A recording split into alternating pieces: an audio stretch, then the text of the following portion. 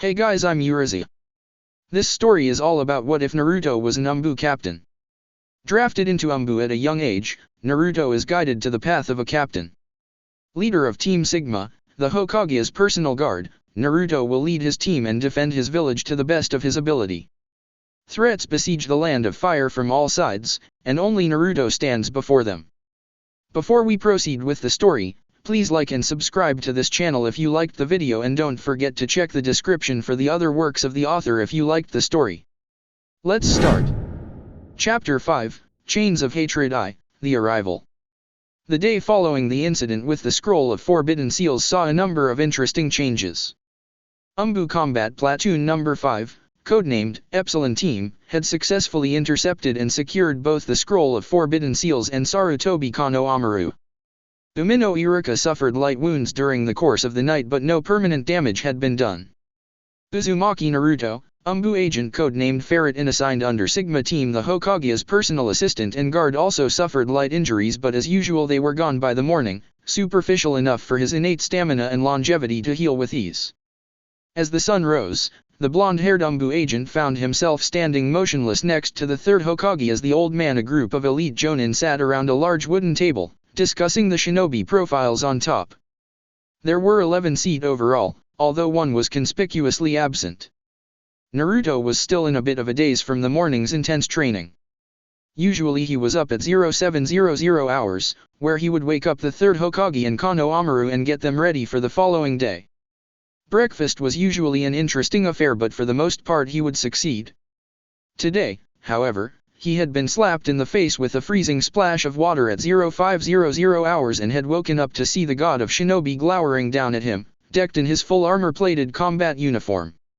Naruto hadn't even had time to mutter and eep, before the old man had grabbed his hand and dragged him to a training area. Wet, cold, and quite hungry, Naruto had been forced into one of the most grueling training sessions that he had participated in to date. It had been painful. And that's that, Sarutobi concluded cheerfully. He puffed on his pipe, his conical hat keeping the full force of the sun's glare out of his eyes as it slowly rose over the Hokage's monument. We'll conclude this at a later date. Naruto was closest to the window where the fresh breeze was somewhat calming him down, although his face still scrunched up into a pout behind his still damaged mask. That was probably why he saw the burst of movement first. He started, a kunai flipping up from his belt and into his hand in an instant, but a quick burning sensation coming from his tattoo saw him roll his eyes and put it away. A swirl of leaves and a puff of smoke filled the room as the latecomer entered with a dramatic body flicker. Kakashi, Sarutobi intoned. He placed an elbow on the table and rested his chin in the palm of his hand. You're late. Sorry, Kakashi drawled, not looking it at the least. The tall, slender man still looked quite similar to the last time Naruto had seen him, with gravity-defying silver hair, a mask that covered half his face and a droopy eye that seemed to radiate laziness. My usual restaurant was filled with ponies, so I had to travel to Bird Country to get my breakfast. I see, Sarutobi murmured. You couldn't have chosen a different restaurant. Oh, no. Kakashi sounded positively scandalous. My pancakes need to be cooked in a very specific way. Sarutobi nodded gravely and Naruto cocked his head, wondering if there was some kind of code being said between the two or if the old man was just playing along. Kakashi's eye flickered to Naruto and the young Anbu saw a quick crinkle as the silver-haired man smiled. Fingers flashed for a second and Naruto grinned and gave a slight wave as Kakashi, practically slouching all the way, made his way around the table and dropped into the empty seat. So what are we all talking about? Kakashi asked cheerfully. Some of the other jonin chuckled as Sarutobi sighed. We were just wrapping up the genin team placements, the third Hokage grumbled. He shifted a few of the papers on his desk. Ah, Kakashi said with dawning comprehension. I assume that I have Uchiha Sasuke, Harano Sakura, and Sarutobi Kano Amaru then. There was an awkward pause at the table. Some of the other jonin shifted in their seats and none of them dared to look at the Hokage. For the most part, the old man remained still, but there was an undercurrent of something dark as he finished sorting his papers and puffed on his pipe. Sarutobi Kano Amaru did not pass the graduation exam, Sarutobi murmured. Therefore, he is ineligible for genin team placement. The rules cannot be changed on a mere whim. Really? Kakashi replied quietly. From what I've heard, didn't Konoha play a large part in an S-rank operation last night? Surely Ferret told you, since he was the one who led it. He shrugged carelessly even as the masked Anbu by the Hokage's side shifted at the knowing look in the silver-haired man's eyes. I would have thought that any academy student able to play such a vital role in the defense of the village would need to be inducted into the shinobi program so that his talents could be put to use. Many of the other jonin looked visibly surprised. The third Hokage heaved a great sigh, briefly closing his eyes, and fixed Kakashi with a stern look. I see you've been snooping around again, he grumbled. Snooping? Me? Kakashi laughed it off with a wave of his hand. I just heard a few things on my breakfast trip to Bird Country this morning. He leaned forward in his chair, somehow slouching in a way that made him come off as both lazy and intent. I'll take Sarutobi Konoha as part of my genin team. Don't worry, Hokage-sama, I'll take full responsibility. The third Hokage was silent for a few moments before he reached into the pile of scrolls sitting in front of him and opened one up. He picked up the stamp off the table and slammed it down on the scroll with a resounding thump. Very well, Sarutobi said gravely. It's on you, Kakashi. Kakashi shrugged. The meeting finished shortly after and the jonin began to leave the room. Naruto remained motionless, oblivious to the flickered and curious looks that many of the elite shinobi gave him. His gaze was focused totally on Kakashi, who remained slouched at the table reading his book. As Sarutobi rose, chatting quietly one of the jonin, a tall dark-haired woman with striking crimson eyes, Naruto adjusted his mask over his face and walked towards Kakashi. The other jonin blinked and lowered his book. Oh, hello, he said lazily. His one exposed eye stared at him blandly. How's it been, Naruto? Captain, Naruto greeted stiffly. Ma, Kakashi interjected, placing his book back in his green flak jacket. You probably shouldn't call me that, I'm not a captain anymore. He cocked his head and brightened. So tell me, have people been missing me? Naruto scratched the back of his head and laughed nervously. Well. He trailed off. Kakashi winced. That's mean, he said with a pout. Naruto chuckled. Actually, Captain, he said, his eyes darting around the room. I'm wondering if you can do me a favor. Oh. Kakashi's one eye rose in interest. What could a measly jonin like me do for a big strong Anbu like yourself? There was a pause. Save me. Naruto suddenly wailed and he darted forward, grabbing onto Kakashi's flak jacket. Help me, Captain. He's gone insane. What? Kakashi spluttered, trying to pull back from Naruto, but the boy's grip was too strong. The old man. Naruto moaned, sobbing dramatically into Kakashi's flak jacket. The older man rubbed the back of his head nervously as he glanced around, noticing how many of the exiting jonin were eyeing the two of them incredulously. Naruto suddenly pulled back. He's gone bonkers. He declared firmly. I'm sure it's not that bad, Kakashi mumbled shiftily. You have no idea. Naruto hissed. Suddenly, the boy yelped as a hand grabbed him by the back of his armor. Kakashi looked up as the third Hokage, one hand filled with paperwork, grabbed the blonde and effortlessly yanked him away from Kakashi. Naruto howled as Sarutobi dragged him across the floor, the elderly man's eyes almost closed with boredom. It's time for some more training, Ferret, the Hokage grunted. Captain. Naruto called out desperately before both he and the Hokage disappeared in a flicker of movement. What a creepy kid. Kakashi laughed nervously as the other jonin gave him some strange looks. He smiled behind his mask, his eye curving up. He pulled out his little orange book and promptly stuck his head in it and became lost to the world. Still, he felt extraordinarily pleased for some reason. It was a bright sunny day. The sky was blue and there was a nice breeze blowing throughout the village. Seeing Naruto again had been entertaining and had lifted Kakashi's spirits. Perhaps he wouldn't fail this next team after all. Weeks later, the third Hokage had slowly reduced the intense workload and training he had placed on Naruto. As a member of the former Uzumaki clan, which had been known for its stamina and longevity, and the current host to the nine-tailed demon fox, Naruto was used to aches and bruises disappearing quite quickly. With the sheer amount of chakra that was pumped into his chakra circulatory system, there wasn't much that could actually keep him down. The third Hokage, however, was one of those few things in his training left Naruto battered, bruised, exhausted and weepy. Today had been such a relief. The third Hokage had allowed him to sleep through the morning and he had awoken at 1000 hours. Konoha had even managed to make himself a quick lunch before he attended to his genin duties, and all of the washing had been done and hung up. Naruto wasn't quite sure what was going on, and a part of him was quite relieved when he saw that the kitchen looked like an explosive tag had gone off in the middle of the bench.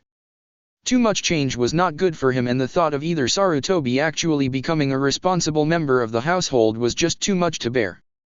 The afternoon had been just as relaxing. The Hokage had been called away on village business and he had instead sent Naruto to the mission assignment desk on his behalf. Naruto had enjoyed a rather easy day of sorting through the relaxing and even enjoyable paperwork, enjoyable, at least, when compared to getting your face kicked in by an angry Monkey King. At the moment, Naruto was handing out an assignment to a group of 4 Chunin, each who nodded respectfully at him before they left. Right. Naruto called out cheerfully as he finished the scroll with an extravagant flourish. He shifted his head and his white porcelain mask gazed at the Chunin sitting next to him. Yo, Iruka, when you're done with that, would you place it in outgoing for the mailroom? The client wants the receipt as soon as possible. Of course, Iruka said politely as he waded his way through the sheer volume of paperwork that lay on his table. As always, the appointment of new genin squads brought in a temporary but substantial increase of business. Clients were always interested in seeing new faces, and many of them hired a genin squad just to get a glimpse at the abilities of the new workforce. Who knows, perhaps one of those genin would rise up and become Hokage one day. Naruto was scribbling furiously on a mission request, and he outlined exactly why the village hidden in leaves was refusing an assassination request, a rather noisy and annoying dog that had been keeping the grumpy old lady up all night. As he finished up, he signed his name and printed underneath it, Anbu, representative of the Hokage, and passed it to a nearby Chunin whose arms were loaded with scrolls. Okay, Naruto sighed. He fiddled with his pen, placing it on the table, as a couple of familiar presences entered the room. Yo, Captain. You know, you're going to get me in trouble for impersonating somebody I'm not, Kakashi said idly, rubbing the back of his head as he put his book away. You really should stop calling me that. And you really should stop reading smut in public, Naruto declared flippantly. But since we both know that neither of us will change, shall we get to business? What kind of mission can I get for Team Kakashi today? Another D-rank mission, please, Kakashi said lazily. 2 of his 3 genin sighed at that, their heads dropping low. Naruto grinned at Konoha and his teammate, one Haruno Sakura. The pink-haired girl had been the top of the class in academic bookwork, and Naruto wouldn't be surprised to see her join Konoha's communication or cryptanalysis department one day. She certainly had the brains. Their third teammate was silent, but Naruto read past Uchiha Sasuke's stony facade and saw the exasperation lurking in the boy's dark eyes. Naruto felt a little pity for the boy. He had certainly had a tough break, and only his appointed psychologist knew what horrors tormented him underneath his pale and emotionless features. Really, he wished the boy all the luck in the world on his quest to kill his older brother, Uchiha Itachi, and, honestly, he would probably need it too. From what he heard, Itachi was in a whole other league by himself. The last he checked, there was no immediate plans to hunt him down, although Anbu were always on the lookout, but should the chance appear, a whole Anbu combat platoon was to be allocated for the task. Only Orochimaru had earned such infamy within the ranks of Anbu. Hey! Naruto! Konoha demanded. He looked very small next to his 2 teammates. He thrust out a hand and pointed at the blonde Anbu accusingly. Give us a real mission for once. I'm sick of doing crappy chores and irk. Naruto's hand blurred and a scroll slammed into the young Sarutobi's forehead. Konoha grunted as his head flipped backwards and he lifted off his feet by the force of the impact, falling back and sprawling onto the ground with a loud thud. Naruto flickered and stood over him, a fist clenched tightly as he waved in front of the boy's face. You have a lot of nerve coming in here and swearing at me after the way you left the kitchen this morning. Naruto said darkly. Konoha whimpered as Naruto took in a deep breath and turned to Kakashi, striding past the gobsmacked Sakura and the somewhat amused Sasuke. Actually, I have an interesting mission for you now, Naruto said, his dark mood vanishing as quickly as it had come. He flicked his foot at the scroll on the floor and it shot up into the air, where Kakashi promptly snatched it up and read it. Oh, Kakashi uttered in a surprised voice. He looked a little amused as he gazed at his genin team. A C-ranked mission, for us? Ferret, you're so kind. You've done your 25 D-ranked missions, Naruto said lazily as he walked back to his table. This is a simple escort mission to the Land of Waves. A rather cranky bridge builder wants some security while he finishes his bridge. Apparently there have been some disgruntled locals stirring up trouble about it, afraid their jobs will go once it's done. Konoha was sitting up staring wide-eyed at Kakashi as the Jonin considered it thoughtfully. The silver-haired man said. I don't know. Please, Kakashi-sensei. Konoha begged. His eyes were wide and suspiciously bright. We have completed the prerequisites. Sakura added quietly, looking just as hopeful. Sasuke folded his arms and huffed under his breath, but Naruto saw how the dark-haired boy watched his Jonin instructor just as eagerly as the other two. Well, Kakashi drawled. I suppose we could give it a try. Naruto smiled at Konohamaru's scream of happiness. His smile faded as he felt another presence abruptly closing in, and he only had a few seconds warning as a black-robed Anbu member appeared in the room. A white porcelain mask with red swirls on the cheeks and a small protruding beak gazed up at him. Ferret. The Hokage has summoned you, she intoned. Her spiky ponytail swished as she turned her head and Naruto caught a glimpse of long thin needles bound within the hair. Umino Iruka, you have temporary command of the mission assignment office. Serve your village well. I will, a startled Iruka said. Thank you. Naruto frowned but stood up from his chair. Enjoy your mission, Konohamaru, was all he said before he vanished in a body flicker. Naruto strode through the bottom recesses of the Hokage's tower, his mask concealing the sudden nervousness that had struck him. He had visited the Anbu headquarters before, of course, but he had never been summoned so abruptly from the middle of an assignment before. The bird-masked Anbu escorted Naruto to a set of doors and gestured for him to enter. Inside was a rather bare room. In the middle of the room stood a table, where Sarutobi and a long purple-haired woman hidden behind a dog mask were seated. Uzumaki Naruto, registration code 012607, codenamed Ferret, attached to Sigma Squad. Step forward. The Hokage's voice was not hard, but there was none of the emotion behind it that Naruto was used to when dealing with the third Hokage. Naruto took a step forward and came to attention at the head of the table. Sarutobi didn't even look up at him as he pursued a large manila folder, reading something intently. It was the woman who spoke first, and Naruto recognized her as Uzuki Yojeo, captain of Anbu Combat Platoon Gamma.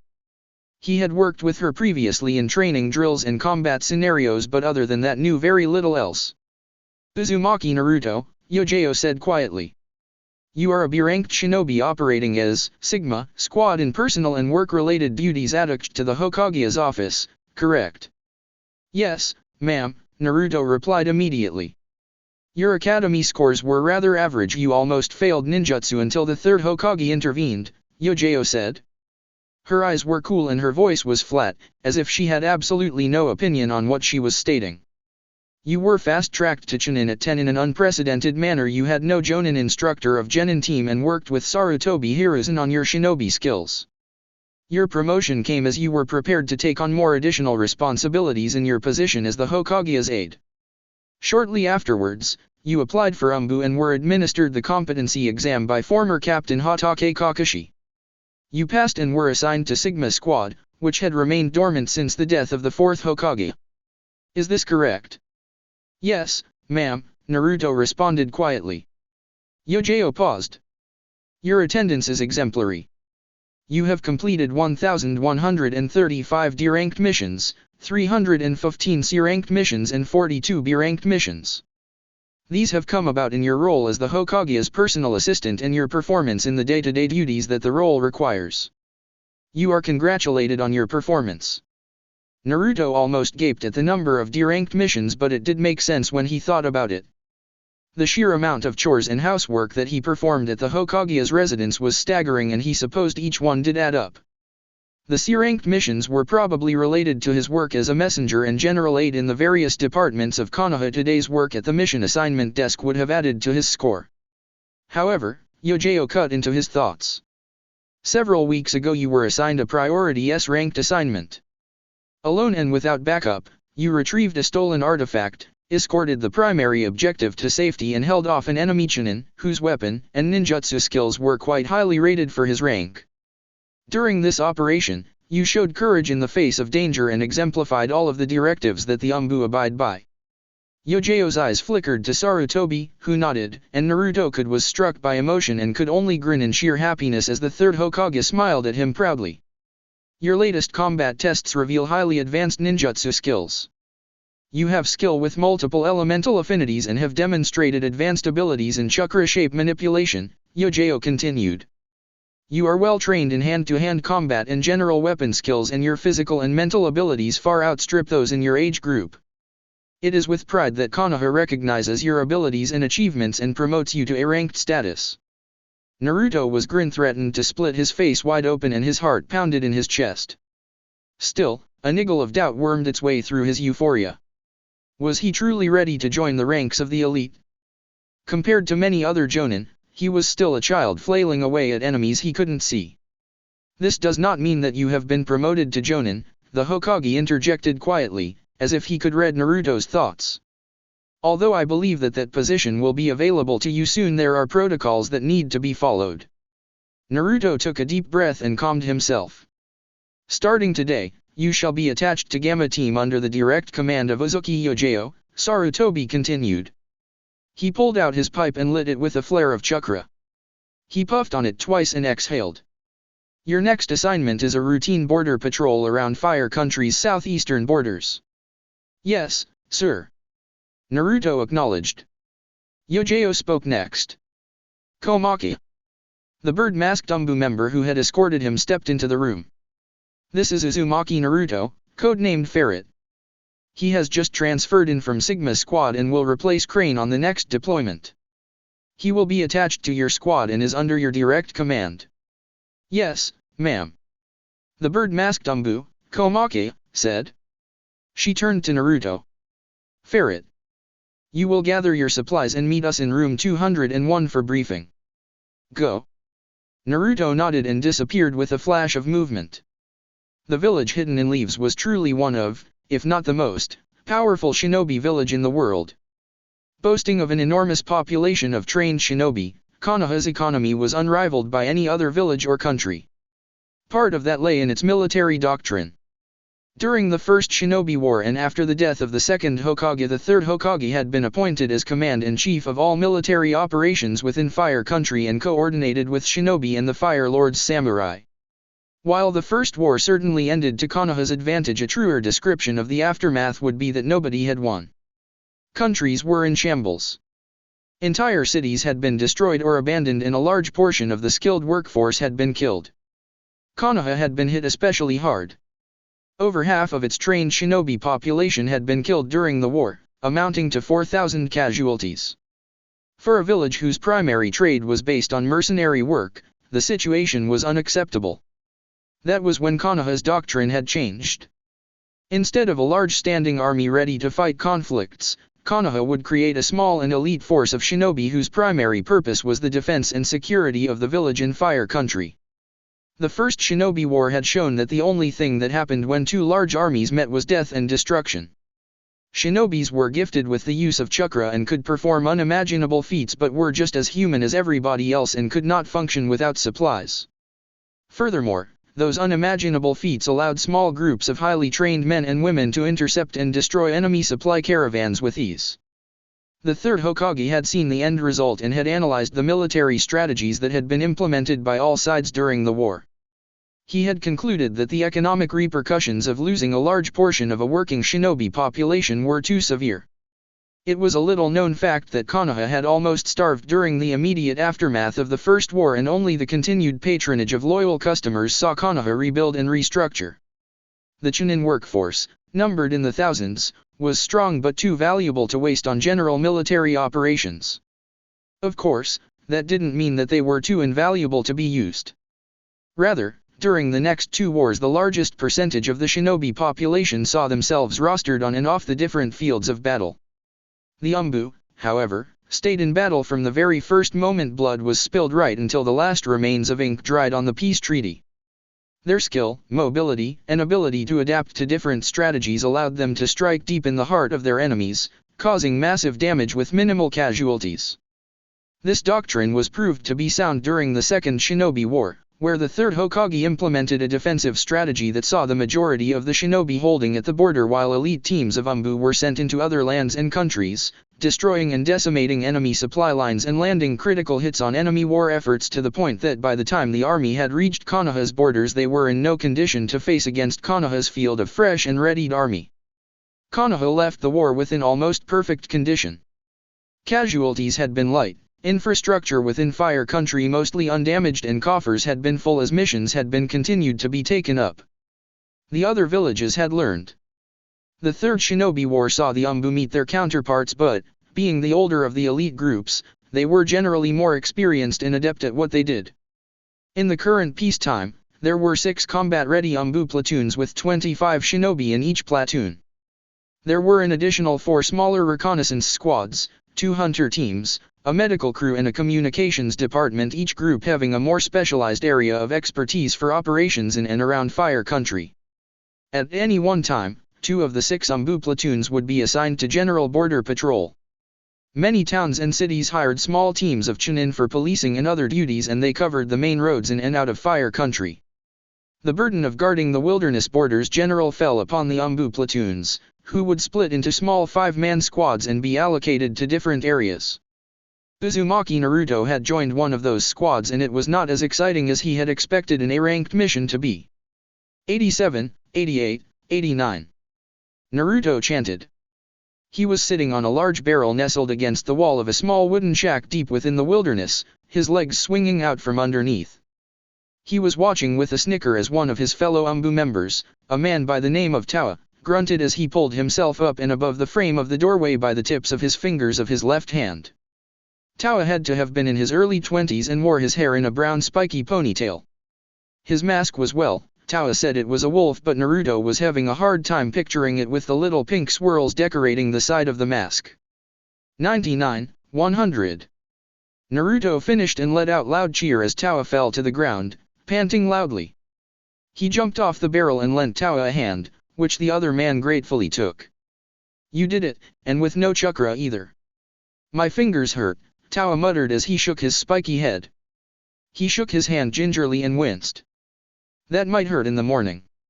You could always ask Komaka for some acupuncture, Naruto said with a wry grin and snorted when Tawa shuddered. No thanks, Tawa said with a groan. I've seen what she does to the enemy with those needles and I don't want them anywhere near me. Naruto nodded briefly at Frog, the large burly Anbu undoubtedly a member of the Akimichi clan. Frog waved back absently but continued focusing on Dog 2, a petite and slender person that the blonde Anbu still couldn't tell if they were male or female. Dog 2's body shape and voice were completely androgynous. Frog towered over the other Anbu as the two played cards and made he or she seem small and fragile in comparison. Naruto had seen Dog 2 spar though and knew that they only seemed small. Without a doubt, Dog 2 was the most vicious hand-to-hand fighter he had ever seen, going for all the weak points and soft spots without mercy. Yo, squad captain. Tawa called up to the roof of the hut. I think it's time to swap shifts. Komaka nodded and stood up from her position. Technically, the whole squad was on R&R shift after completing their 48-hour patrol along the southeastern border. However, protocol dictated that one member of each squad remain on watch duty while the rest took their 10 hours rest and got ready for the next patrol. It was grueling, hard and absolutely exhausting.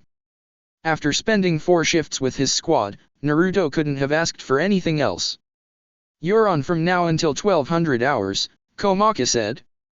Her head cocked and she leaned forward. Now, did you want me to look at those poor fingers of yours? Tawa jerked and Naruto chuckled. Komaka leaned back with a satisfied air around her. Shut up, he muttered. He was about to say something else when Komaka stilled and quickly raised a hand. Naruto tensed and fell into combat position. Frog and Dog too joined them as Komaka scanned the nearby forests. She made a series of quick signs with her hands, Anbu code quick and to the point. Incoming 12. The 5 Anbu blurred and moved into position around the small clearing, each picking a vantage point that would allow them to suppress an enemy's advance at carefully designed choke points. His heart was beating furiously and he flexed his muscles, increasing his blood flow and peering carefully into the brightly lit forest. He waited for what seemed like an eternity, unmoving and hidden amongst some rocks. Sweat trickled down his face but was almost instantly absorbed by his mask. He felt the spring loader in the sleeve of his cloak bump against his skin, ready to drop the sharp blade into his hand at a moment's notice. Nearby, he absently noticed Tawa placing his hand on the ground as he tried to sense vibrations or movement from underneath. The 12-year-old boy waited. His mind was clear and his hand was steady as he prepared to enter his first life-and-death battle. It did not go the way the Anbu wanted. A series of sharp high-pitching whistling noises filled the air and something small and round literally plopped onto the ground less than a meter away from Naruto. For a split second, he stared at the small lead ball no larger than throwing ball with a crimson tag wrapped around it, the strange squiggly fuinjutsu staring back at him. A moment later, the ball exploded with a deafening roar of fire and the man-sized field of rocks where Naruto had been standing was blown apart. The ground shuddered and soil and rock was thrown up into the air.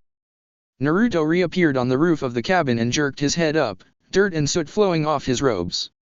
Appearing from the very top of the massive trees that littered Fire Country was the enemy.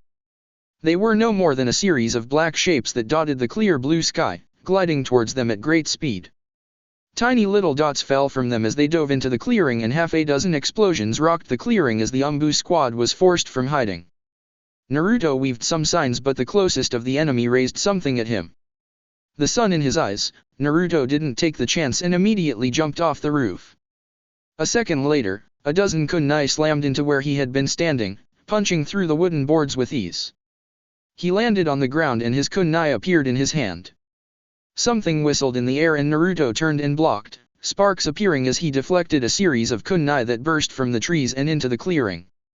His breathing was harsh but his mind was curiously clear as he blocked the last of the sharp blades. The ground shuddered again as more explosions went off and metal clanged on metal in the distance as his fellow squad members moved to engage the enemy. Naruto would do the same.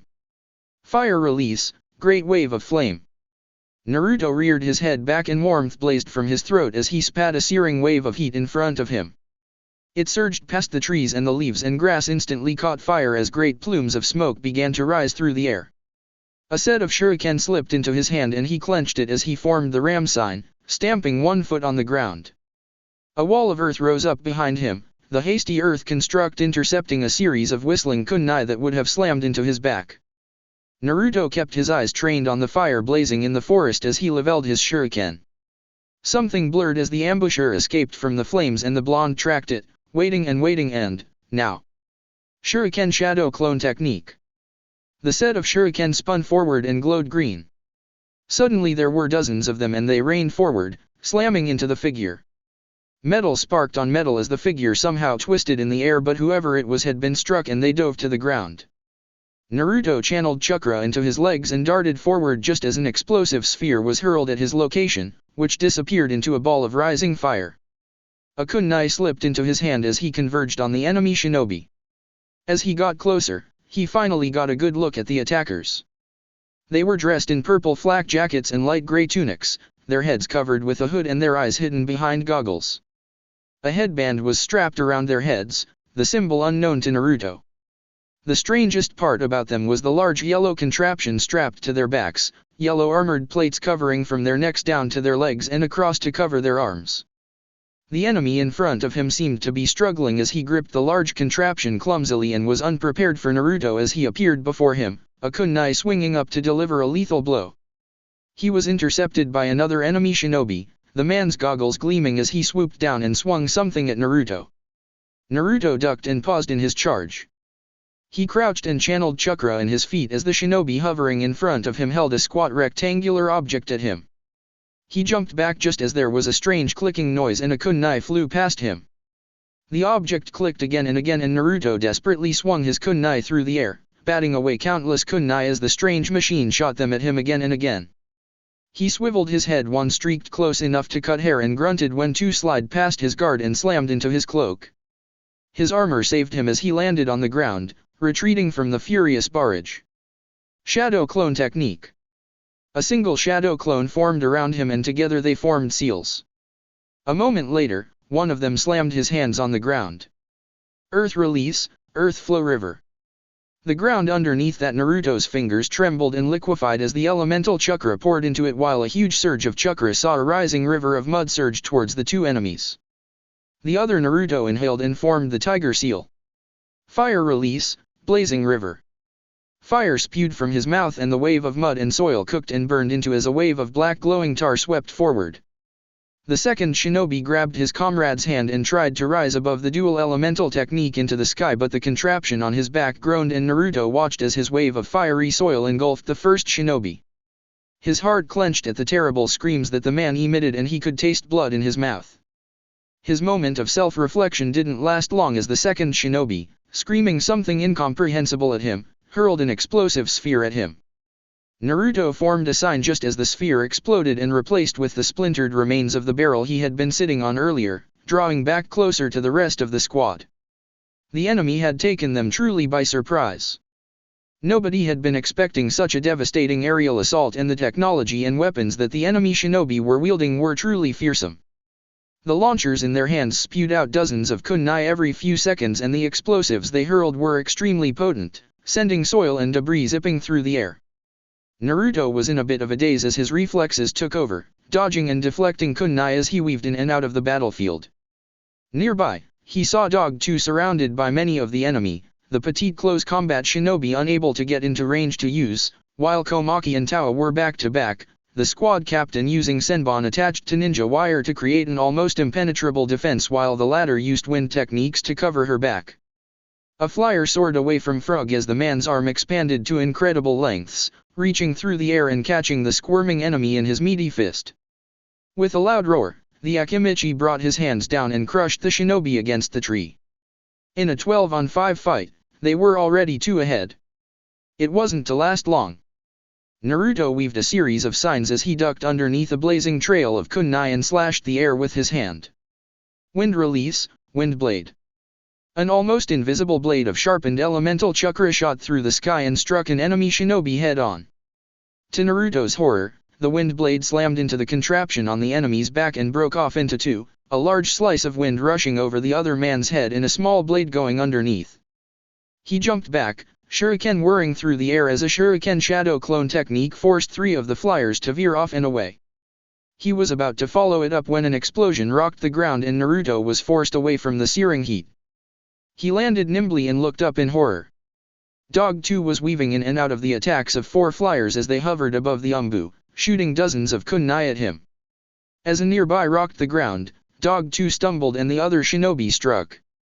Kunai rained down upon him and Dog 2 fumbled, parrying and blocking. 2 streaked past the defenses and slammed into his shoulder. He stumbled and another hit him in the thigh. Dog 2 staggered and one of the flyers dove down at great speeds. He spiraled past Dog 2 and spun around, hand reaching up to grab something from the contraption on his back. With a roar that went unheard on the battlefield, he swung a gleaming blade and caught Dog 2 right in the face. The mask shattered and the Anbu collapsed in a crumpled heap. Lightning Release. Static Pulse Shot. Naruto weaved through a series of signs and held up his left hand.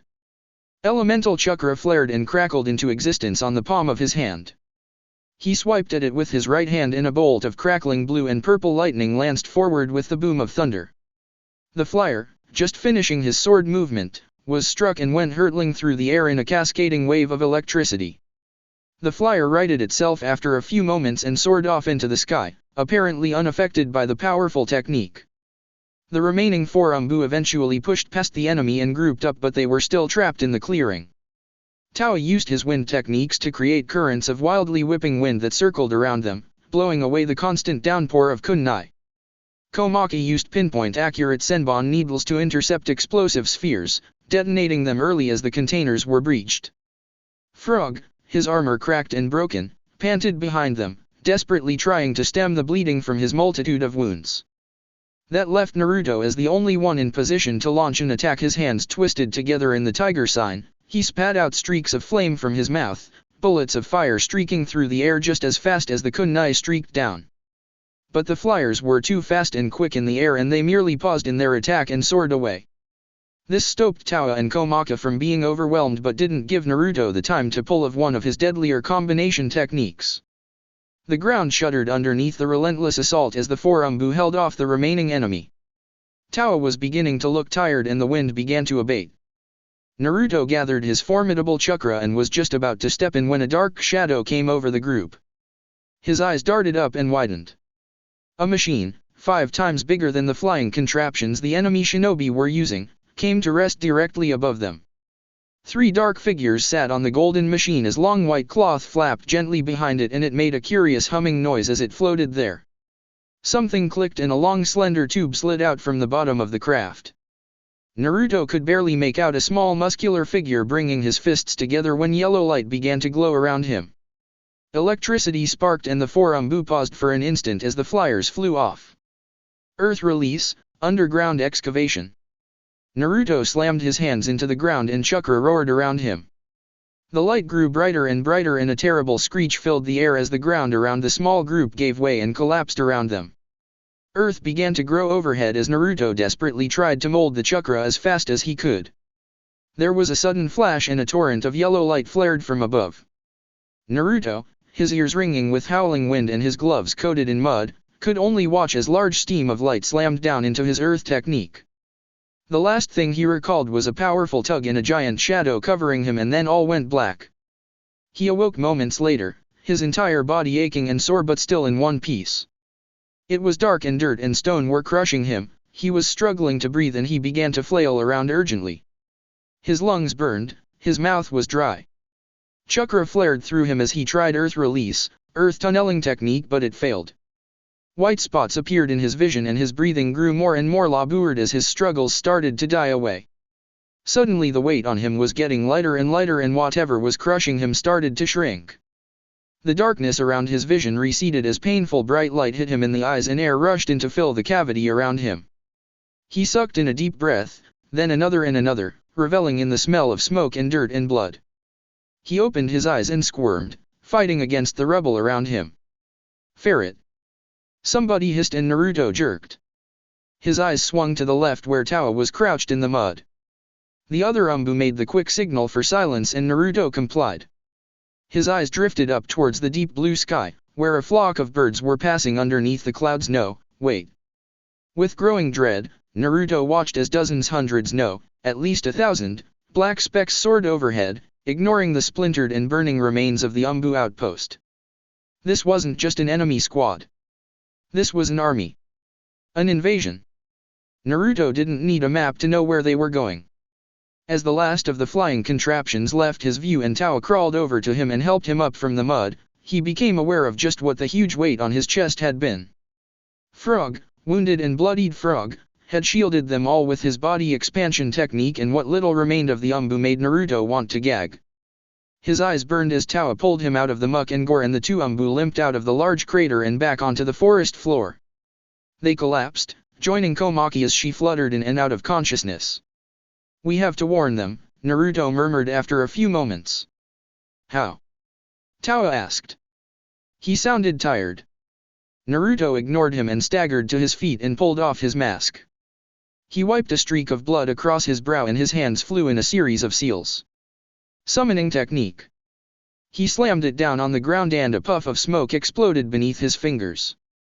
When it dissipated, a small brown monkey appeared, blinking cutely as it looked around.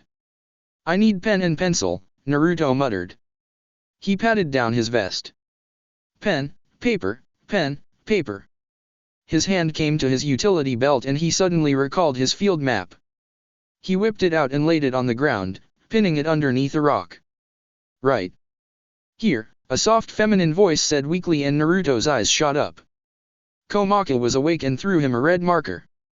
Naruto snatched it and regarded the map carefully. With trembling hands, he reached up and drew a big red X where the Anbu rest station had been. The words LV3. Emergency aerial attack imminent.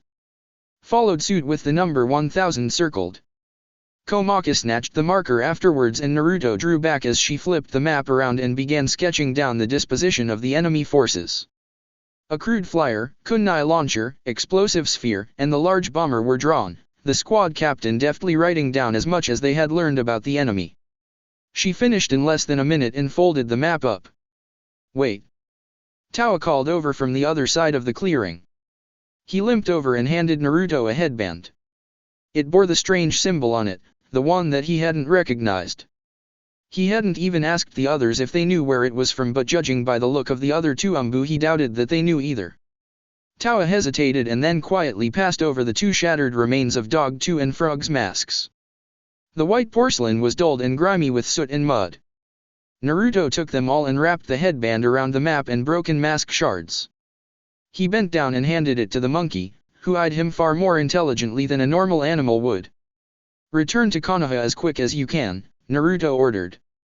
His hands squeezed into fists. "Get Inma to summon you there if you have to. The third Hokage must be warned an invasion is coming." The monkey let out a strange purr and disappeared in a plume of smoke.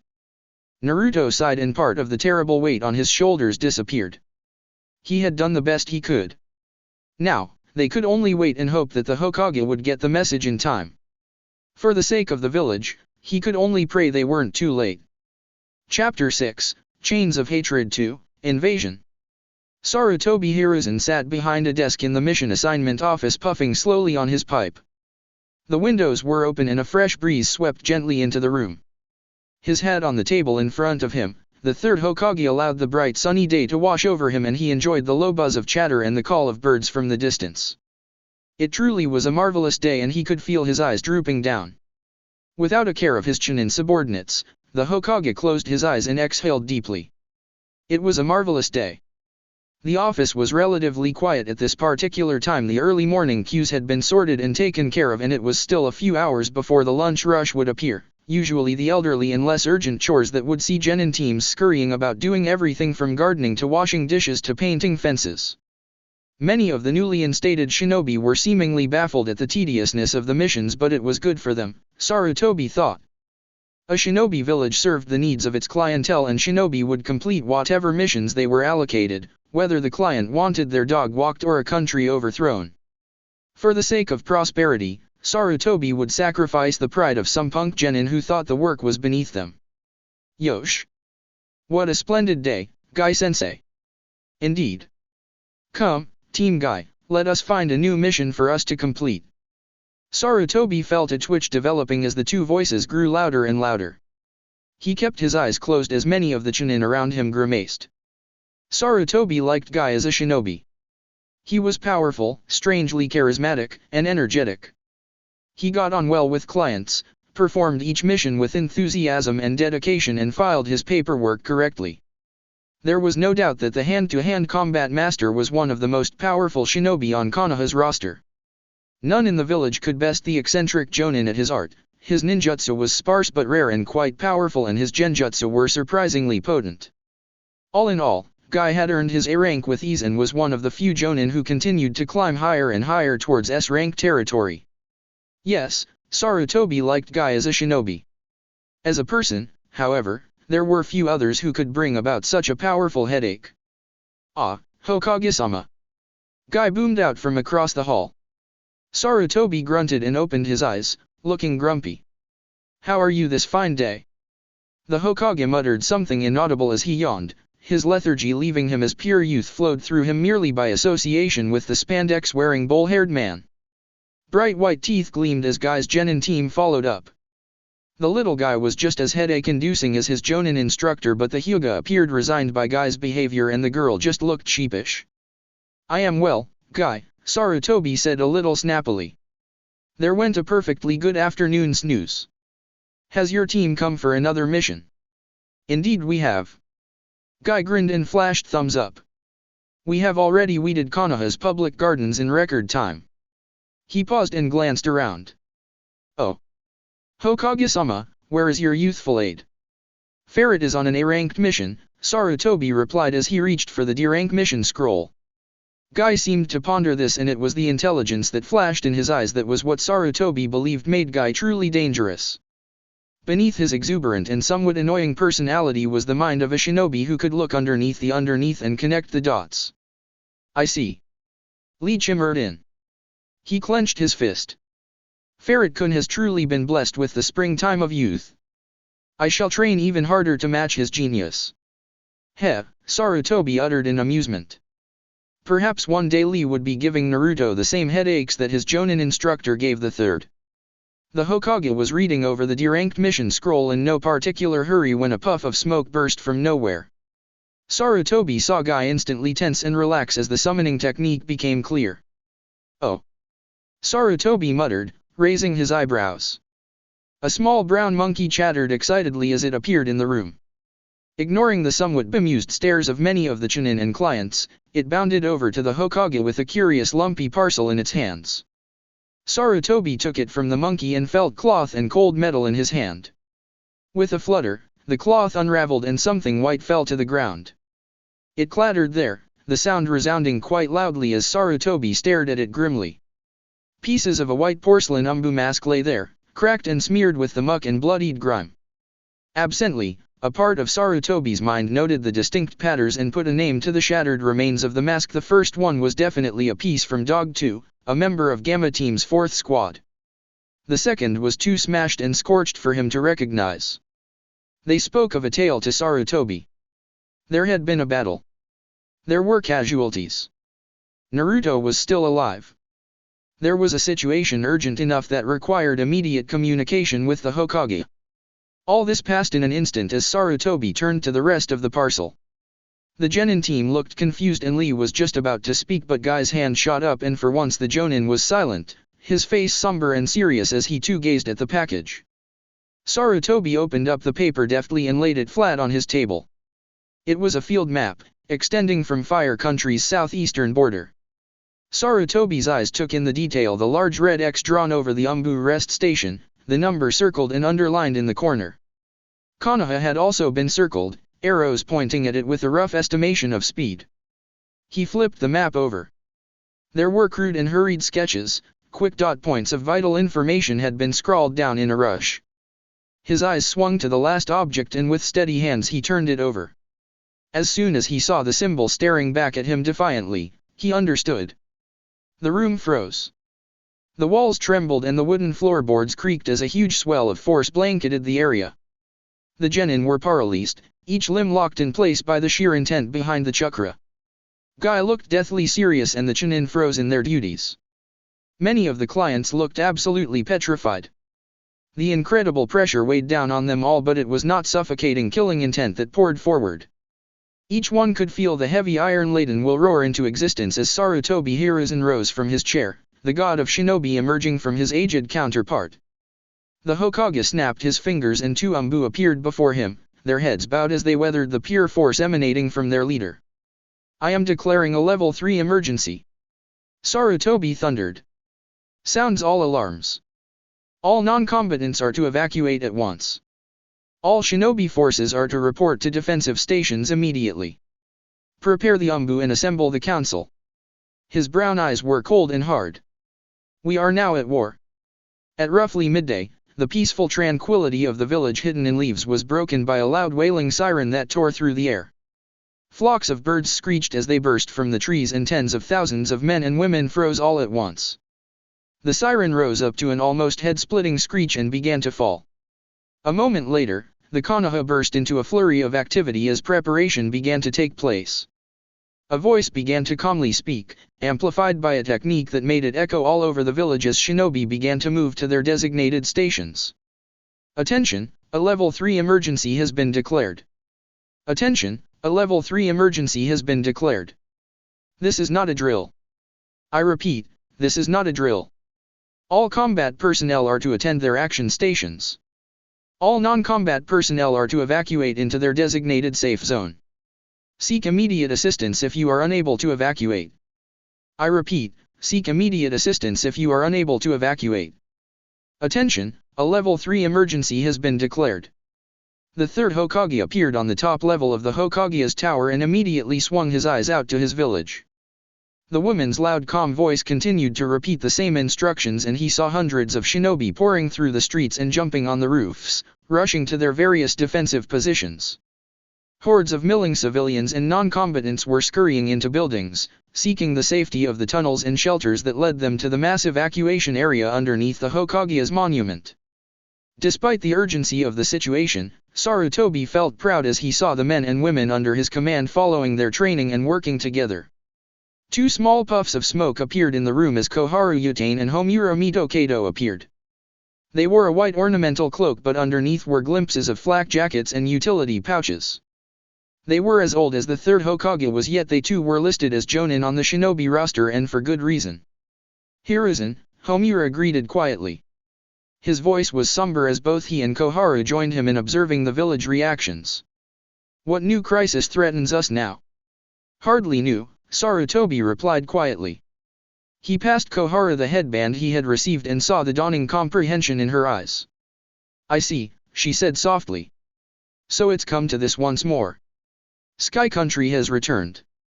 "The cycle continues," Homura murmured as he took in the symbol of the Sky Country's hidden village. "They, who we destroyed them in the Second Shinobi War, will now try to destroy us." "They will try," Sarutobi said. His voice was as hard as stone. "The will of fire is with us. They will not succeed." The third Hokage turned around as he felt more and more shinobi gathered around them. Narashikaku joined them, looking unnaturally sharp and focused, the Jonin commander muttering furiously with a continuous stream of aides as he organized the village's defenses. Four white shapes blurred into the room as the porcelain masks of the Anbu captains appeared. There wasn't even a flicker of movement as the Anbu commander appeared, his silver mask gleaming in the sunlight. More shinobi appeared, Jonin squad leaders and defense team captains. They assembled before him and waited patiently. Sarutobi took a deep breath and began. "Earlier this morning an Anbu rest house was attacked by enemy shinobi," he said quietly. The room was still as the siren blared and the instructions continued to repeat themselves. They managed to send back vital information regarding the composition and identity of their attackers, as well as their current bearing. He paused. "It was Sky Country," he finished gravely. His advisors remained still as a ripple of shock spread across those shinobi older enough to remember the Second Shinobi War. "Sky Country," Guy repeated. "I have never heard of such a place." "You wouldn't have," Narashikaku interrupted. The man's eyes were darting round furiously as he began to formulate strategies and make connections. They were a moderately large group of shinobi who entered the Second War attempting to overthrow the five great nations. Konoha defeated them 40 years ago. He frowned. If I recall correctly, Skynin used advanced technology to supplement their offensive power. They lacked the resources and knowledge of the five great villages and focused on small personal weaponry and mobile platforms. "Indeed," Sarutobi said solemnly. "This will be an aerial attack on the village." Hyuga Hayashi inhaled sharply. There has not been a direct military attack against the village for quite some time. Barring the attack of the nine-tailed demon fox, we have successfully prevented such an occurrence since the First Shinobi War. Although an aerial attack explains how the enemy bypassed our border guards, Akimichi Chauza rumbled. "An aerial attack?" Sarutobi Asuma questioned. He scratched at his chin. "Is such a thing possible?" "It has never been demonstrated as a legitimate military doctrine," Homura replied. His glasses glinted. "Nonetheless, by the time the sun sets we shall soon see just how effective it is." The number of enemy range in the late hundreds, if not 1,000, Sarutobi continued. Each Skynin possesses a device that allows them to fly. They are equipped with advanced weaponry-propelled launchers that are able to throw kunai at incredible speeds and with incredible force, and small spheres that can explode with the force of a Class 1 explosive note. Furthermore, they appear to be in possession of a mobile flying platform that allows them to deliver a devastating attack to an area immediately below it. The surrounding shinobi burst into mutters, quietly talking with each other as they digested the news. Narashikaku looked thoughtful as he absorbed the new data while the Anbu commander shifted. "At present, we have a force of 2,128 active shinobi in the village," the commander said. His or her voice was monotone and sounded artificial in nature. Nothing could be seen behind the mask. Approximately 6,250 of our armed forces are currently engaged in missions around Fire Country and can be recalled in a matter of days. We have several thousand shinobi deployed on international missions. We outnumber them, but they are better equipped, Shikaku murmured. They've also had 40 years to gather intelligence and strategize where we have half a day. This will become bothersome. Bravo and Epsilon teams will provide security for Konoha's priority infrastructure, Sarutobi declared, and the muttering halted. Omega team will be on standby to repel invaders who penetrate past the outer defenses. Hunter teams Omicron and Lambda will target the enemy's mobile platforms. We shall designate these targets as bombers. The communication department will coordinate between local garrison commanders to engage the enemy. And, the Anbu commander interjected. Recon Squad Kappa will replace Sigma Squad's priority role and aid in the defense of the Hokage. The Anbu's voice held no emotion whatsoever, and Sarutobi accepted this with a grudging nod. Narashikaku has full operational control, he declared firmly. I shall join the field of battle and hold position here. Captains Bird, Boar, and Dog exchanged looks. We protest, Hokage-sama, Dog said quietly. Your protest is noted, Sarutobi acknowledged. However, I will not let my village burn as I cower away in a bunker. At this present time, Narashikaku has full control over Konoha's military forces. Should I be killed in action, Protocol 7 will be enacted. Shinobi, remember what you fight for and defend our home. Dismissed. Sarutobi turned away from the council and stared out at the village. He felt his former teammates take his side and smiled grimly, knowing that they too would not be dissuaded. As the chakra presences of Anbu Recon Team Kappa surrounded the, Sarutobi watched the skies and waited for the enemy. He would not have to wait long. Naruto wiped the sweat from his head as he finished tying the bandage around his arm. Several kunai had punctured his cloak. While most had blunted on his armor, one had struck his exposed upper arm and sliced a good chunk of muscle and flesh off. The pristine white bandages were already beginning to darken with red, but the young blonde Anbu ignored it as he donned his cloak. He could feel the medical chakra pre-soaked into the bandages settling in his arm as he jumped up and donned his mask. I'm all patched up, he called out to his remaining teammates. Tawa looked pleased as he crouched beside Komaki. The squad captain had ingested a blood-clotting pill and Tawa had patched her superficial wounds. A thick bandage was woven around her head, the medical chakra imbued in it rushing into the split scalp and easing the pain in her head. Tawa himself had come out of the fight relatively unscathed, but because of that he had been the one to enact Anbu Directive 7. There was nothing left of Frog and Dog 2, not even ashes. Despite the relative good health of the surviving members of Squad 4, the mood in the air was grim and tense. The attack had come suddenly and without warning, and they had failed to defend their post. The enemy had taken the lives of their comrades and they had been powerless to avenge them. In Naruto's heart burned a terrible ache of deep-roaring hatred. The symbol of the enemy haunted him, and in a rather detached way he noted that he had never felt as savage and angry as he did right at that particular moment. It was only the thought of the third Hokage that allowed him to keep his emotions bottled up. If the information was received by the Hokage in time, then the incoming aerial invasion would meet a fully prepared and alert village, thousands of shinobi ready to defend their precious home with their very lives. That gave Naruto comfort. By surviving, they had dealt a massive blow against the enemy and could very well have saved tens of thousands of lives with the vital intelligence they had sent back. The rational part of him, the one that Sarutobi had drew out of him with cold logic and brutal truth, knew that the lives of Dog 2 and Frog had been worth the intelligence they had gathered. The emotional part of him just strewed and despised the fact that he could even think that. Something tugged at the edge of his mind and Naruto instantly focused. He raised his hand and snapped his fingers. We have incoming, he muttered. Tawa twitched in annoyance and his hands blazed a series of seals. Illusion, mirage of the forest. A steady field of chakra rose around both he and Komaki. He was staggering to her knees as she gripped a gleaming senbon in her hand. The moment a shinobi entered the shimmering waves of expanding invisible chakra, they would be gripped by the illusion and see nothing but trees and swirling leaves. There was no need. Naruto felt his Anbu tattoo pulse and held up his hand. The approaching shinobi were Anbu, perhaps it was another squad from Gamma Team. They waited as the shinobi 3, Naruto concluded as they came closer, leapt into the clearing.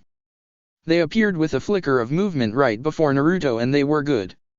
If he had blinked, he would have missed them arriving. Identify, Naruto commanded. There was no hesitation in his voice. Iota Squad, Recon Squad 4 of Konoha's Anbu division, came the soft, almost too quiet reply of the head of the 3 shinobi. I am Squad Captain Kage. Accompanying me is Crow 3 and Snake 5. The man lifted his head and Naruto saw a pure black porcelain mask staring back at him. There were 2 white dots where the eyes should have been, and when combined with the effect of the dark Anbu cloak produced an eerie effect indeed. There seemed to be no end to the darkness in the hood, and for a split second Naruto almost became lost in the 2 white dots of light as they sucked him in and beyond. Then, with a subtle shake, he dispelled the illusion. I am Ferret, Sigma Squad attached to Gamma Team's 4th Squad, Naruto introduced.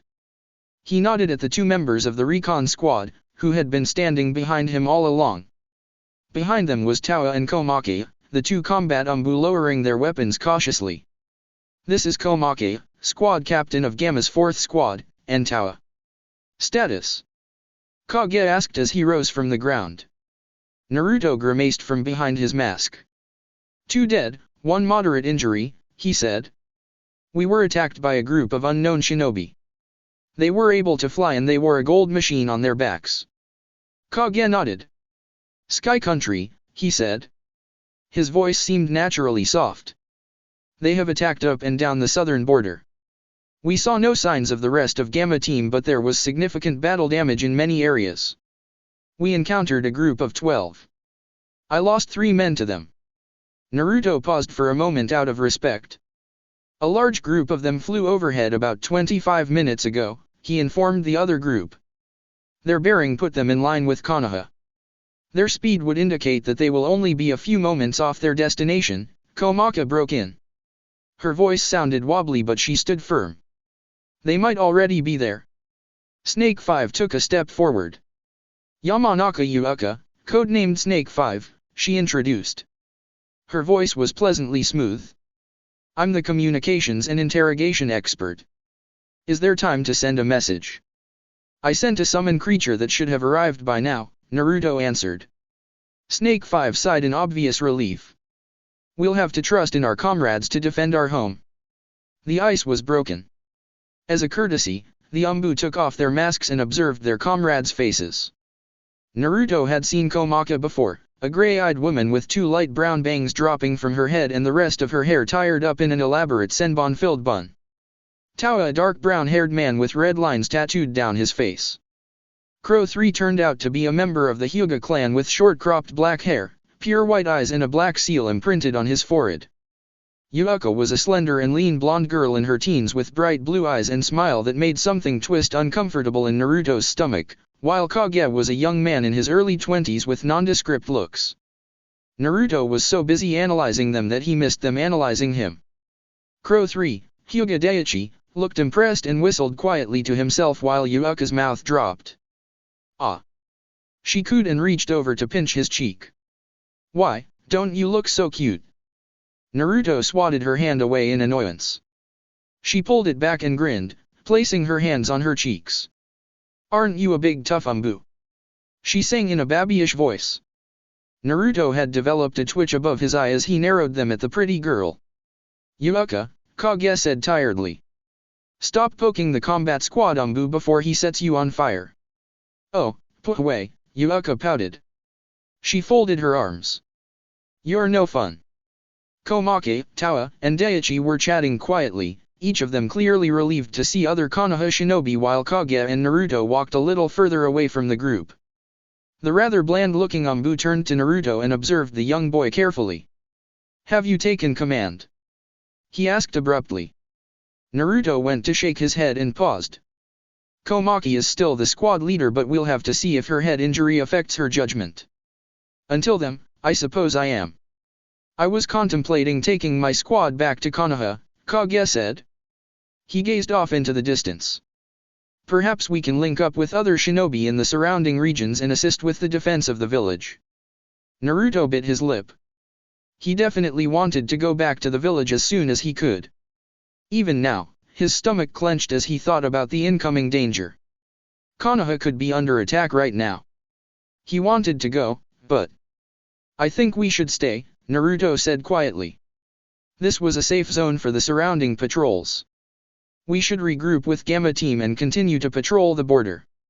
The air attack might only be the start of an invasion and there'll be nobody left to fight if we leave." Kage paused. "I had considered that," he admitted. "Very well. We'll stay to assist you." Naruto shook the man's hand firmly and together they walked back to the group. During the founding of the Konoha, the first Hokage and the Senju clan had worked together with Uchiha Madara and the Uchiha clan to design and construct the village. Both clans were powerful and over the course of centuries of warfare had made many enemies, none who were happy at the idea of the two strongest clans in the elemental countries allying with each other. The village was designed on the principle that their enemies could and would eventually launch an attack to settle old feuds. The Hokage's office and the vital administrative buildings that would eventually become the Shinobi Academy were tucked away underneath a mountain range. Konoha's hospital was built a little further out from the mountain but still maintained a close distance with the other two areas. Together, these 3 blocks of land were deemed important strategic assets and in the event of an invasion were to be protected at all costs. The residential and small industrial areas of Konoha branched out in a circular arc from them, mazes and rows of street designed to form a rather misshapen heap. It wasn't uncommon for alleys to be suddenly blocked in or walls to disappear and form new paths every other week as Konoha's intelligence division launched counter-intelligence efforts against attempts at espionage. Surrounding the village were enormous walls which spanned even higher than the tallest building in Konoha. These walls were part of a collaborative project between the Leaf Village and Whirlpool Village. Powerful and now lost sealing techniques stopped the application of chakra as an adhesive surface on the outer edge of the wall. Shinobi were unable to climb over them like everybody else, they would have to use the single and easily defensible gate. The walls had only ever been breached twice, once during the devastating First War which saw enemy siege equipment use pure force to break them down, and once only 12 years ago when the corrosive and devastating potent chakra of the nine-tailed demon fox proved to be too strong for the walls to repel right before the third Hokage and repelled the enormous fox right through it and out of the village. With stockpiles of food to last months, the ability to produce new weapons and enormous walls and gates that would resist some of the most powerful techniques known to man, any army attempting to take the village would walk into a bloodbath. The other hidden villages had also been constructed to suit the advantage of those inside, and Iwa, Suna, Kiri and Kumo had just equally formidable defenses. Unfortunately, neither the Senju nor the Uchiha had ever once considered the possibility of a large aerial attack, and with good reason. Flight was extremely rare. There were some techniques that could emulate it in a few summoning contracts amongst the clans of birds, but these were limited and not applicable for a battalion of shinobi, let alone a division. Sky Country was the first true and only master of airborne warfare. Sarutobi watched from his vantage point atop the roof of the Hokage's tower, his dark eyes peeled at the sky. The traditional robes of the Hokage were gone and he wore an somewhat antiquated but still highly effective set of plated and mesh armor. His 2 teammates, Homura and Koharu, stood on his left and right, each contemplating the implications of the battle which was to come.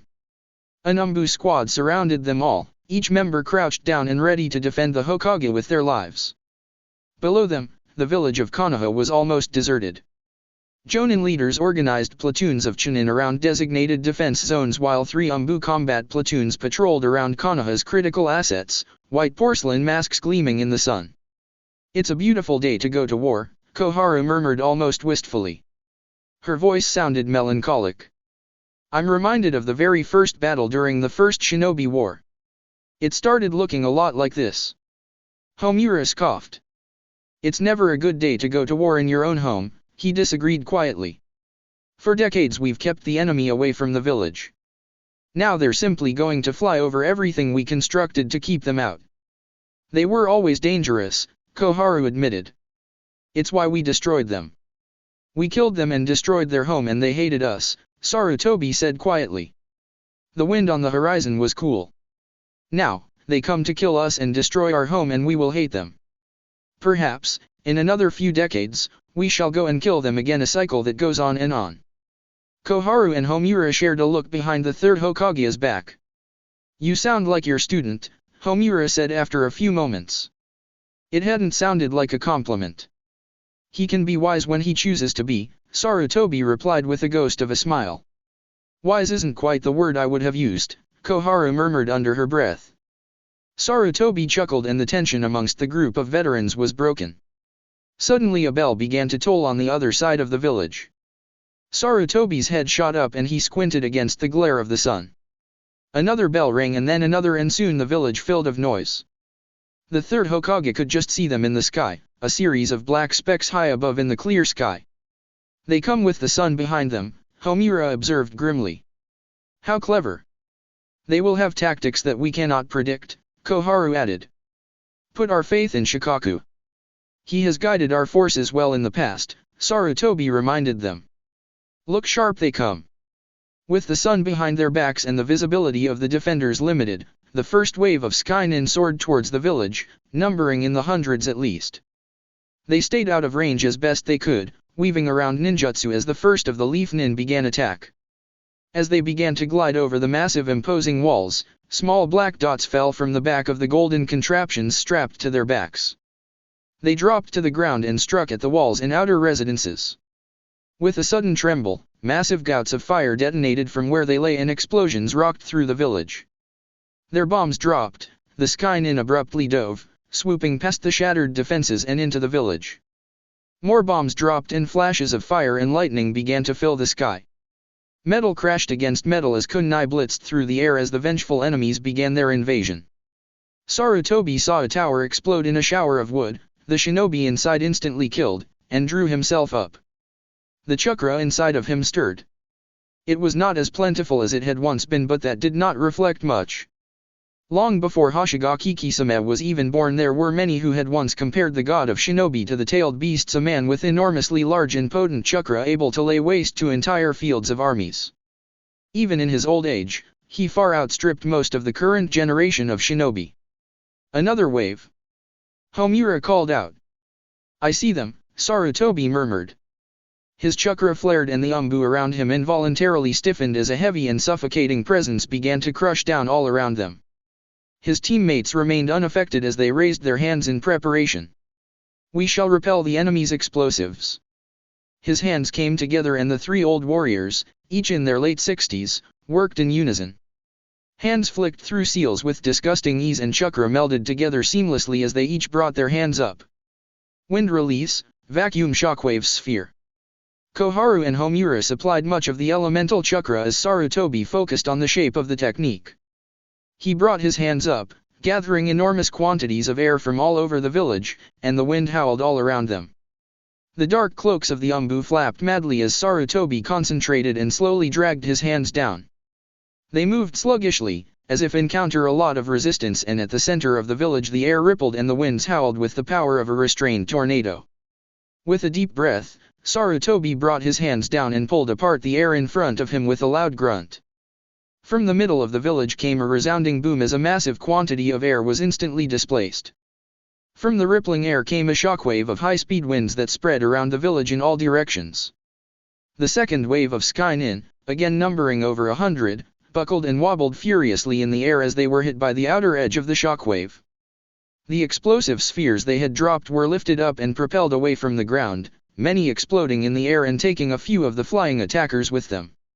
For the most part, however, Sarutobi was irritated as he saw most of the enemy shinobis adjust to the new winds with an ease brought on by complete control of their flying machines. How annoying, Koharu remarked as she lowered her hands, not even looking winded from her part in the collaborative technique. They seem to be able to adjust to wind techniques quite easily, Homura agreed. Hokage-sama. One of the Anbu called out. I have observed the enemy with my Byakugan. Chakra is flowing over the wings. It's making the air flow over the top faster, allowing them to fly. That is why they can withstand the wind techniques. Understood. Sarutobi turned his head. Rat 6. Transmit that data to command. Wind techniques are ineffective. Resort to other measures. The rat-masked Anbu nodded and placed a finger against his mask. He placed his other palm on the roof, telepathically communicating the information using Yamanaka mind techniques. At the same time, the same cool female's voice that had given out the evacuation instructions blared out from all sides of the village. "You have come here only to die, Skynin," the woman said solemnly. "Your comrades will fall, be taken away from you. Your blood will be spilled here and your country will gain nothing. Why do you fight? What are you fighting for? Why do you attack? Your ancestors sacrificed their lives so that their descendants may live, and you waste it all on this." "Hiruzen. Over the monument," Homura called, whirling around. "Incoming," Koharu declared. Her face tightened.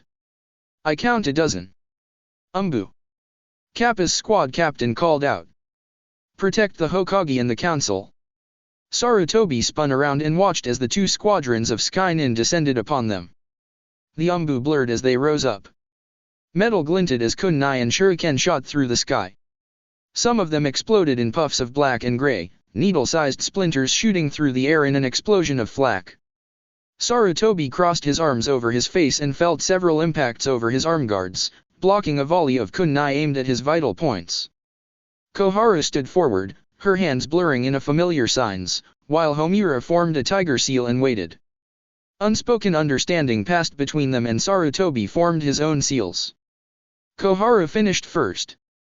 Illusionary technique, bringer of darkness. She spread out her hands and her chakra settled down on the enemy shinobi like a restrictive net. For the Skynin, it must have been terrifying as they were suddenly surrounded by swirling darkness, their visions completely suppressed. Some of them instinctively used the release technique, but Koharu was far too adept for her illusions to be shrugged off that easily. The Skynin scattered and slowed. Sarutobi finished next. Wind release, breath of the sage. He flung his hands up and brought them down. With them came a shrieking column of wind that slammed into them from underneath. Some of them cried out in dismay as the wind beneath their wings suddenly moved faster than the wind on top. Effectively, Sarutobi nullified their ability to fly and they began to drop to the ground like bricks. Homura finished up. Fire release, great fireball technique. He held his hand up to his mouth and a flash of heat and fire exploded from his lips. It expanded and enveloped into a decently sized sphere of burning flame. Homura followed by raising his hands. Shinobi technique, web of the red spider. Using complex shape manipulation, a series of chakra strings shot from the tips of his fingers and into the fireball. It broke apart as Homura sent multiple streaks of fire surging through the air and into the now defenseless enemy. A moment later, the scorched and burning enemies hit the ground with a thud. Sarutobi heaved a sigh and turned to the Anbu. "Two of you go and make sure they're dead," he ordered. Two of the Anbu nodded and disappeared in a blur of movement. Sarutobi took the moment's respite to observe the battle. Explosions continued to rock the air as waves upon waves of Skynin soared between buildings and dropped their bombs. Kunai flashed through the air as they leveled their launchers and pounded through the windows and walls, aiming at the squads of shinobis hiding inside. Smoke was beginning to rise as the village burned. There were several dozen squadrons of Skynin attacking the academy and the hospital, keeping the Anbu platoons busy. Flashes of lightning and fire sparked all over the village as Konoha shinobi resorted to ninjutsu. Overall though, the attackers seemed happy enough to lay waste to the outer buildings of Konoha and were methodically wiping out building after building. A tall, orange-tiled clock tower shuddered as an explosion took out a large chunk of its side and it careened over, falling into the rest of Konoha with a deafening roar. "This is tragic," Homura whispered. Smoke and embers rose from the burning village, blowing over the Hokage tower. "I have wished to never see our village burn again." "Buildings can be replaced," Koharu consoled him, placing an arm on his shoulder. "We have entrusted the will of fire to the next generation, who we fight to protect. Konoha will live on no matter how many buildings they destroy." The woman's voice had been replaced with a man's voice now, gritty and rough, and he shouted at the enemy with reckless abandon. "You stupid fools!" he thundered. "Of all the villages, Konoha is the strongest. Look at your dead comrades. They died for nothing. We will kill you all. You have started a war you cannot win. You are condemned to die a miserable death along with the rest of your loved ones. Your families will die. Your women will weep and beg and your children will hang from the trees. We will burn your homes, destroy your armies and salt your land. That shall be the price you pay for your hubris. Hokage-sama. Rat 6 called out, a hand pressed against her head. Command reports that the targets designated as bombers are approaching the village. Sarutobi could see them, the strange machines flying over their single-manned brethren. There were only 4 that he could see as they slowly hovered past the village walls. Squadrons of flyers guarded them, pounding at the ground and leaping in a wave of brutal suppressing fire. The Hokage watched them with narrowed eyes as Koharu stepped forward. "If you would, Homura," she asked softly. Homura nodded and inhaled deeply. He formed a sign, titled his head back and spat out a large globe of water. It shot into the sky as a swirling mass that quickly began to lose form when gravity took hold of it. As it slowed and reached the apex of its ascent, Koharu formed a series of signs. Water release, water dragon bullet technique. The mass of water twisted in on itself and a giant dragon of liquid roared into the heavens and sped across the village. Koharu held the ox sign as she directed her technique at the nearest enemy bomber. It arced through the air, past the defensive screen of flyers, and shot towards the 3-manned contraption. There was a sudden jerk and Koharu twitched and suddenly the chakra-generated dragon veered off, spinning around wildly and dispersing in a sudden spray of water. What happened? Sarutobi asked his female teammate. Koharu was still standing strong but the strain of multiple high-level techniques was beginning to show. She reached into her pouch and pulled out a small black soldier pill. "Sir." The Hyuga Anbu called out again. "From what I observed, the enemy bomber is using the chakra of 3 to power its flight. It works on the same principle as the other machine. However, the use of the additional chakra is creating an effect somewhat similar to the Hyuga technique Kaiten. There is a sphere of rotating chakra circling the bomber. Koharu-sama's technique did not having the piercing quality to penetrate it." Sarutobi didn't even need to order Rat 6 to report and he watched as the bombers began to slow down. The furthest one stopped over the river, hovering over the moderately large brick bridge. Something protruded from the end and there was a buildup of light and bolts of purple electric-like chakra.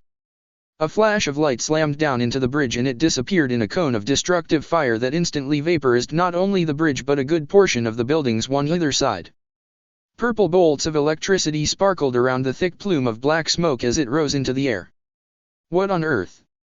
Homura gasped as he felt the building rumble beneath him. "What a devastating technique."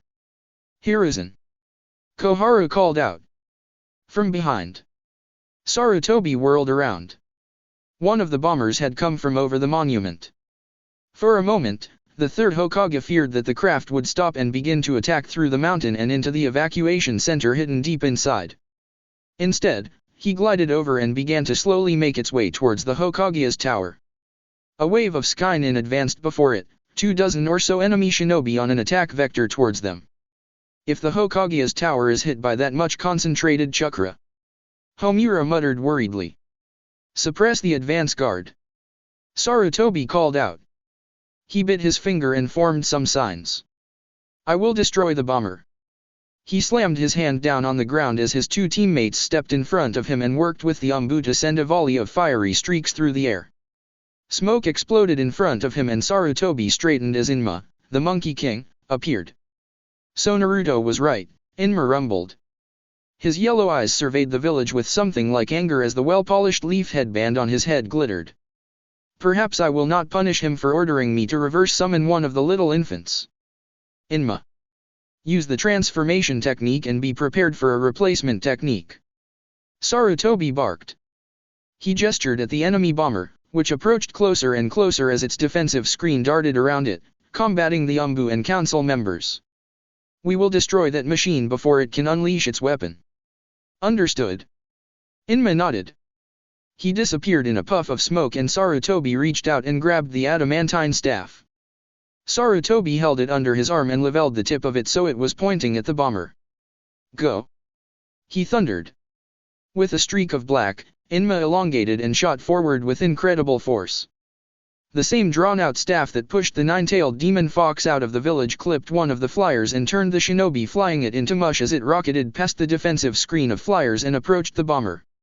For a moment it looked as if it would overshoot, but suddenly a large hairy arm lashed out from the side of the staff and a strong meaty hand grabbed at the nearest metal pod. Behind it, the Skynin jerked in surprise. He fumbled behind him, reaching for a blade, as the head and torso of Inma the Monkey King appeared from the end of the staff. Inma ducked the first swipe and caught the second in his powerful grip. He ripped the sword out of the shinobi's hands and tossed it away. The shinobi leaned back as Inma flashed through a series of hand seals and suddenly he glowed. On the roof of the Hokage's tower, Sarutobi also glowed and the two of them transformed into glowing orbs of shining light with a long black bar in between them. In a flash, Inma's orb of light rocketed downwards towards the ground and Sarutobi went up towards the sky. The orbs approached each other, passed through and exchanged spots. Inma reappeared on the roof, his feet digging into the tiles, his left arm gripping his right which was still transformed and wobbling in the air. On the other end, Sarutobi reappeared on the tip of Inma's staff, staring down at the Skynin in front of him with death in his eyes. No! The man screamed as Sarutobi leapt at his pod, half a dozen shuriken in his fist.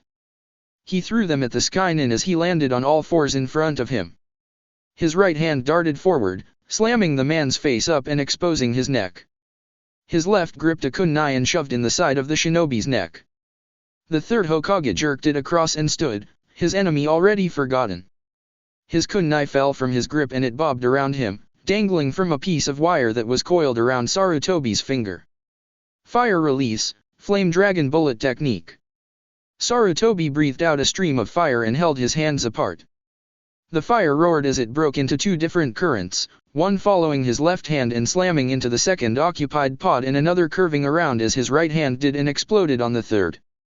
The two pods exploded in a shower of splintered metal and wood and the humming of the machine instantly stopped. Sarutobi's eyes narrowed and pressed against the pod he was standing on. Chakra fed into his feet and he propelled himself off the pod and onto the center of the machine as it began to slowly descend. With a show of chakra-enhanced strength similar to his former student, Sarutobi ripped open a metal panel and flicked his right hand.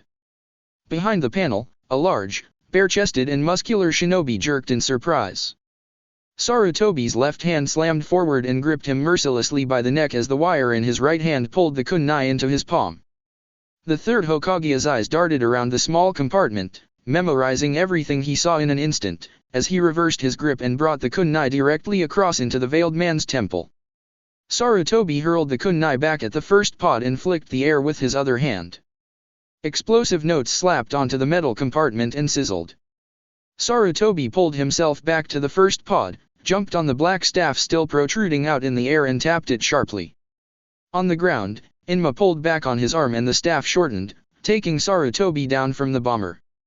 On the way down the third Hokage absently cut the wire on his finger and flicked it through the air, where it coiled around a flyer's contraption and sent the kunai attached to the end neatly through the Skynin's eye socket.